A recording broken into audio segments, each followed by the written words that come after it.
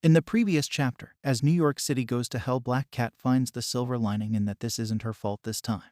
From her gathered intel, Chasm has caused events in the city along with a red-headed accomplice, which reminds Felicia to seek out Mary Jane after immolating several newspaper demons hounding her. Although not a choice, Felicia does so for Peter's sake, and because she never really learns from her past experiences, she cares about what he needs all over again. Recalling their last adventure, Felicia likes Mary Jane and they're good friends now, but Felicia was content with Peter being with Mary Jane, yet the roles are reversed. Now let's start today's recap. At the beginning of the chapter, we see Felicia and Mary Jane Watson having some discussion with Belasco. Felicia says that New York has gone to hell, or she should say that hell has come to New York. She says that she has some idea that what it likes to be in hell. Then she introduces herself and says that her name is Felicia Hardy aka the Black Cat. Then she introduces another girl who's sitting there. She says that her name is Mary Jane Watson, and due to some circumstances, Mary Jane aka MJ now has superpowers, and that they both are on a job interview in hell. Felicia says to Belasco that he wants her to steal something. She is fine by it as she has worked for far worse people in the past, but first Belasco will have to send Mary Jane back to Earth. Meanwhile, Mary Jane whispers in Felicia's ear and says that the meat was of unicorn, and she asks Felicia how much have she eaten so far. Belasco says to Felicia that was not possible. Although his fortune has dropped a lot recently, he still knows how to do business. They will get what they want, and that is a ticket back to Earth, but only then when Belasco will get what he wants. Mary Jane then asks Belasco what he wants. In the meanwhile, a one-eyed creature offers Mary Jane a dish, but she politely says no to it. Belasco says that what he wants is nothing major. It is just a small sentimental thing, a sword. Then he tells them that the Limbo has always been ruled by swords. Soul swords, to be exact, are the ultimate expression of a sorcerer's strength. By using their very own soul, and they are an instrument through which sorcerers practice their command of magic, and by doing so they forge them into weapons. He further says that his sword got misplaced. Meanwhile, Felicia and Mary Jane were arguing. Felicia says to Mary Jane that all she was trying to say to her was that the last time she used her powers, she turned her body into a pudding. Mary Jane says that was an accident, and she can pull her weight, and she has kids on Earth and she has to go back to them, so no matter what, she was on the team. Belasco then talks about his past. When he had his sword, he says that he was instructed in forging his soul by some outside interest's sword in the past, and this all served their purposes in making him the ruler of the Limbo. But to make sure he knew his place, these forces took his sword and hid it in a certain place, and they left a reminder for him, for who they were and what Belasco owes them. He then says that his rule over Limbo was soon over because of a puppet who forged her soul sword by her own hands. But as his soul sword was taken from him, he lost and was deposed. But now the Limbo was in chaos, and his former enemy's attention was shifted elsewhere. It was the perfect time for him to take back his soul sword and to rule over Limbo once again. Mary Jane says to Belasco that all this talk about soul sword and ruling is cool, but why now? Why didn't he try to take it back when he was ruling over Limbo in the past? Belasco says this because at that time his soul sword was hidden in a place that he couldn't find. But now he knows where it is. It's in the Screening Tower, a tower that was made right in the heart of Limbo by the gods of some other universe. And it was populated by all sorts of monsters and was furnished with many different kinds of traps. All of this was just to make sure that he doesn't get back his soul sword. It was a place that was cut apart from reality and was full of curses. But it was all until Limbo crossed over Earth. Because of the arcane vibrations of their two worlds overlapping each other, the spells which hide the tower are now vulnerable.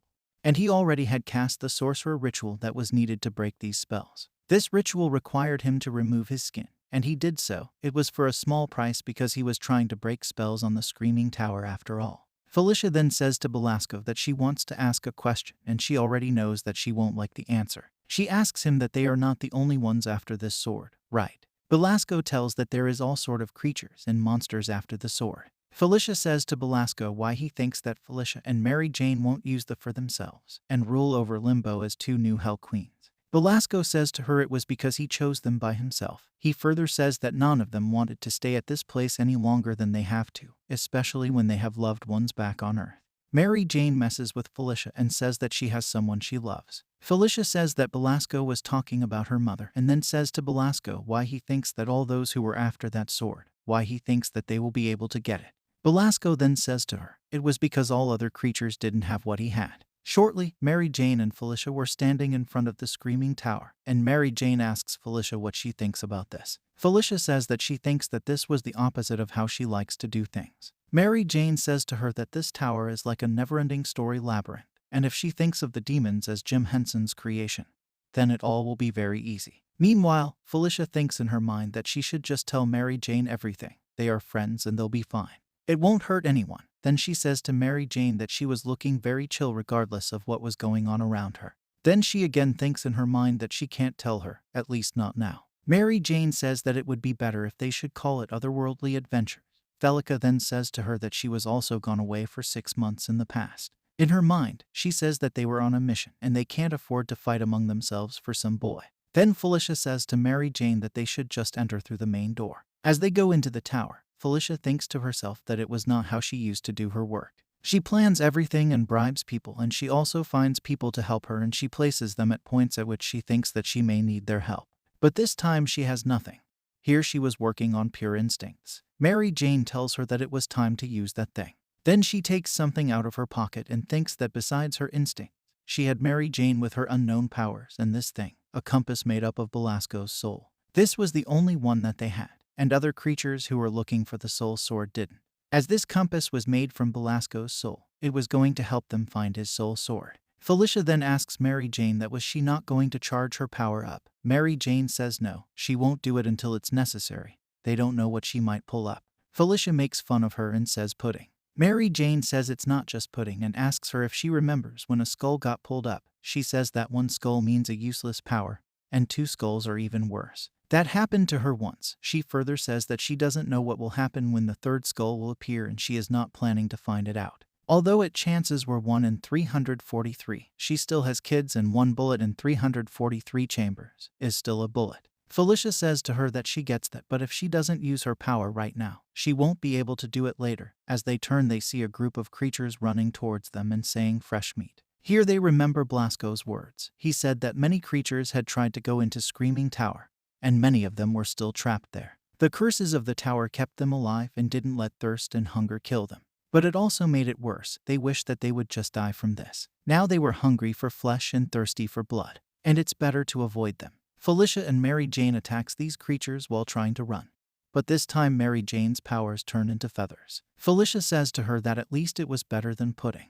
But Mary Jane says if she could have pulled out pudding, then these guys would have made her their queen. While running, Felicia sees a pit and holds Mary Jane as they fell into it. She throws her grapnel and repeats, "The world comes on hold something." Here she thinks that how is a bottomless pit present inside the tower? How are these cannibals able to survive in this darkness? And how is she not able to tell the truth to Mary Jane even in the face of death? How is any of this fair? But soon the grapnel catches on something, and Mary Jane says to Felicia that she knew that it will catch on something.